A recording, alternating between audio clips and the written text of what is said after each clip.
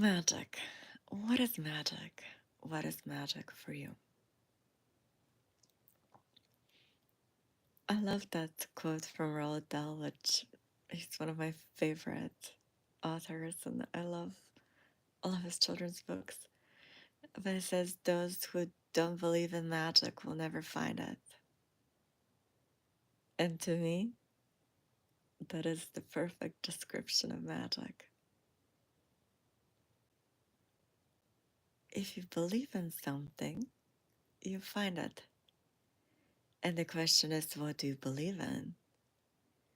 If you believe the world is boring, horrible, there's lack, limitation everywhere, people are bad, everything is coming to an end, that's what you're going to find. And to me, that doesn't sound like magic at all.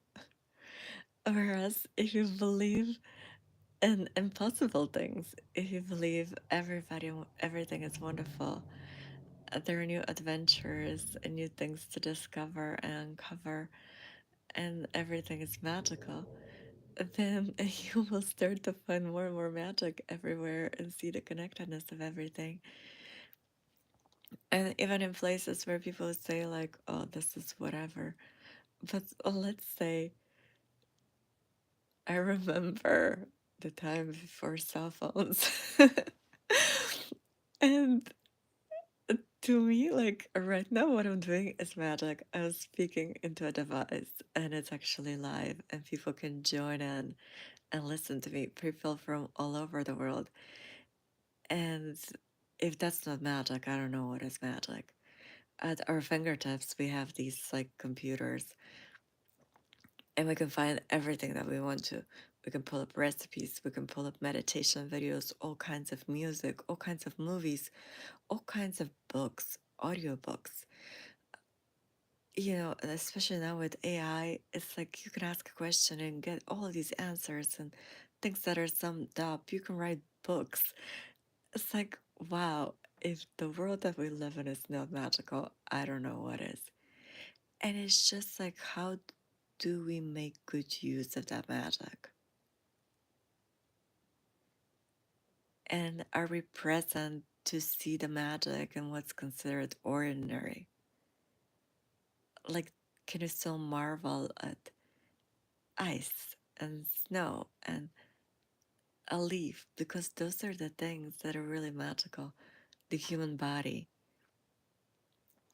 Like, wow, these simple things that we take for granted. And that's just the nature of the way that we are. We're constantly expanding. So some things seem outwardly like, let's say, before airplanes and cars. And then when we get used to using them, uh, at first, like people laugh at the idea, then they scorn it, and then, they whatever protest it. And then finally, when the person manages to really channel it in and bring it in, and we get used to it and we accept it, and then we're looking for the next thing.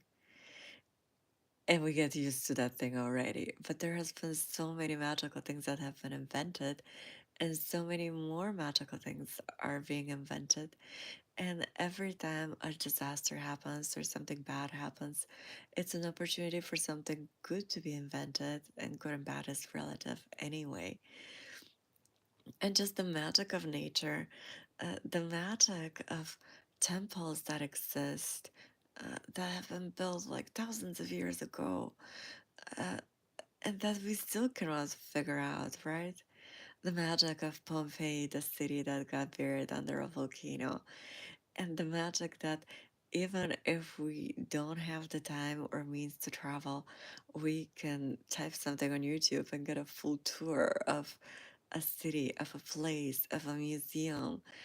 It's like, wow, like, think about it.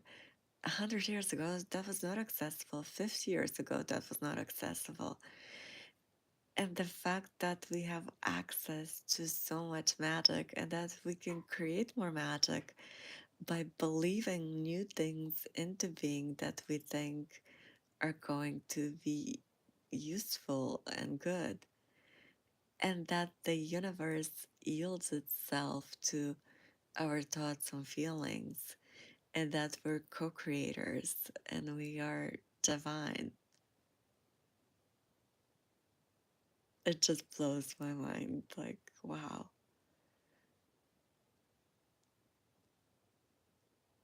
So, do you believe in magic and what is magical to you?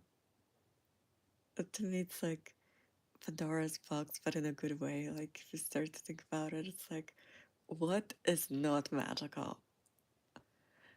And to be able to be excited about all of it and to not take it for granted, to realize the immensity of it and that you can contribute to it by creating a piece of art, by noticing and appreciating the magic that's already existing. When you hear a song that you love, mentally send gratitude to the artist.